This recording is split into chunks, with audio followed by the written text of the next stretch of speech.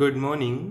Today we are going to start a new topic, that is Bryophyta. It is the topic of plant kingdom. In that we are going to start with the introduction of Bryophyta. First of all, from where this Bryophyta term is coming, actually Bryophyta जो है ये एक Greek word bryon और phyton से मिलके बनी है. Bryon का मतलब है मोस एंड फाइटोन का मतलब है प्लांट्स. अगर बात करें ब्रायोफाइटा तो ये सबसे सिंपलेस्ट और प्रिमिटिव लैंड प्लांट्स हैं. ब्रायोफाइटा जो है एल्गी और टेरिडोफाइट्स के बीच में पोजीशन को ऑक्यूपाई करते हैं, क्योंकि इनके अंदर कुछ कैरेक्टरिस्टिक्स ऐसे हैं जो इनको एल्गी से एडवांस बनाते हैं और कुछ कैरेक्टरिस्टिक्स ऐसे हैं जो इनको टेरिडोफाइट्स से पीछे रखते हैं.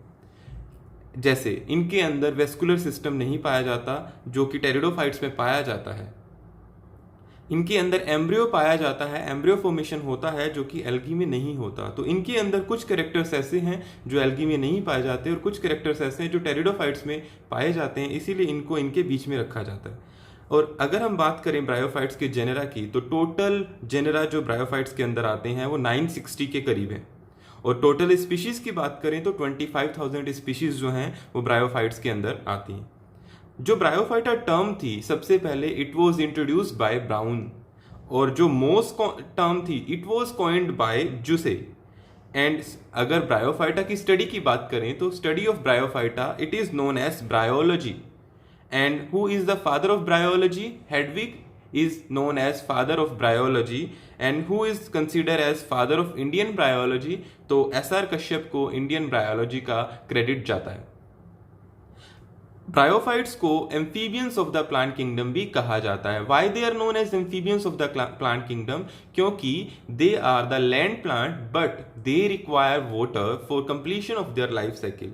Because their gametes they will fuse in the water. This is the reason Bryophyta they are known as amphibians of the plant kingdom.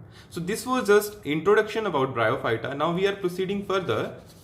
In that we will discuss about the next thing, that is characteristics feature of Bryophyta. What are the various characteristics features of Bryophyta? First of all, habitat. If we talk about their habitat, so they are land plants. They prefer to grow in the shady areas, in moist area, in humid area and in cold places. But some of the bryophytes they are aquatic also. It means not all bryophytes are land plants. There are some plants, bryophytes, who want to survive or who survive in the water, that is Riccia fluitans, Riciocarpus nutans, Fontinellis and Rhyla. So these are the aquatic bryophytes. Mostly I told you that bryophytes are the land plant, lekin there are some exception. There are some bryophytes who are aquatic. Which are aquatic? And there are some bryophytes that are epiphytes. What is the meaning of epiphytes?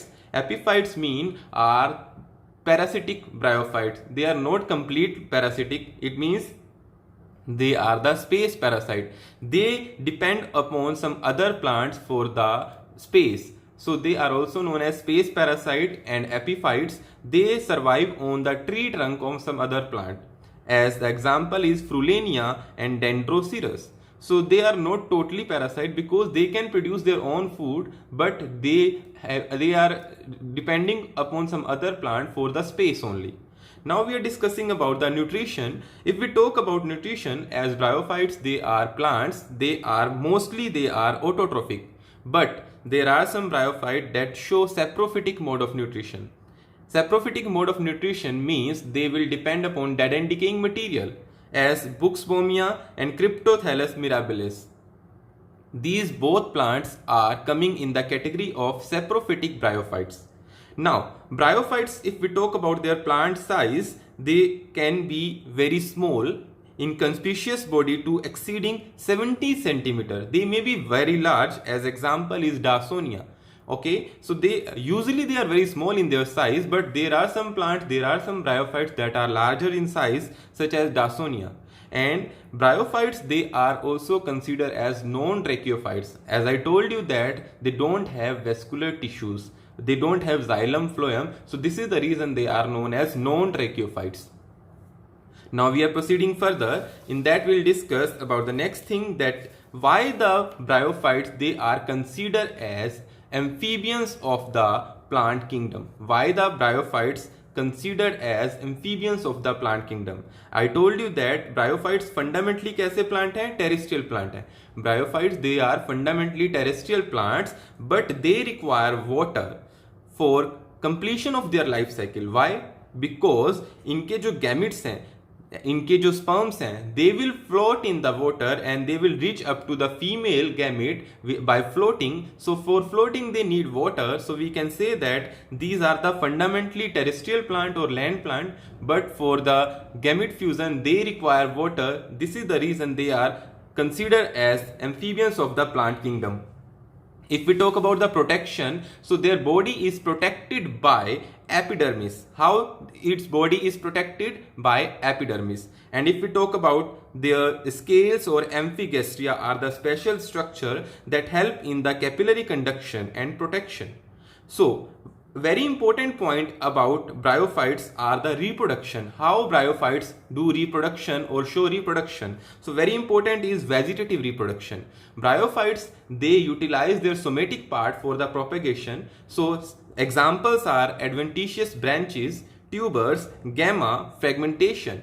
We will discuss this thing in more detail in our coming class, and there are some other method. If we talk about asexual reproduction in bryophytes and in coming plants such as pteridophyte, gymnosperm, angiosperm, there is no mitospore formation.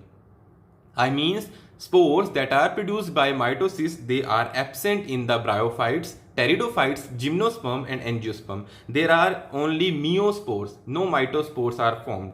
If we talk about sexual reproduction, in bryophytes, sexual reproduction may occur by oogamous type. It means there is one male gamete and other female gamete. Male gamete is motile and they are formed in the multicellular jacketed sex organ. I told you that in algae there is no multicellular sex organ, exception was there about Cara, but in this case there was multicellular jacketed cell organ, sex organ, and male sex organ it is known as antheridium and female sex organ it is known as archegonium.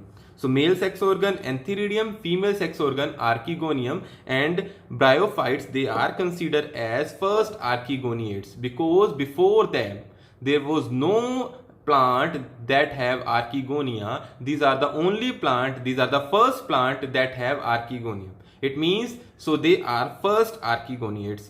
Bryophytes they are non-tracheophytes, bryophytes first archegoniates, and bryophytes they are amphibians of the plant kingdom. So in our next class we will start from the reproduction in detail and then we will discuss with the example of Funaria and Marchantia. It was all about this class.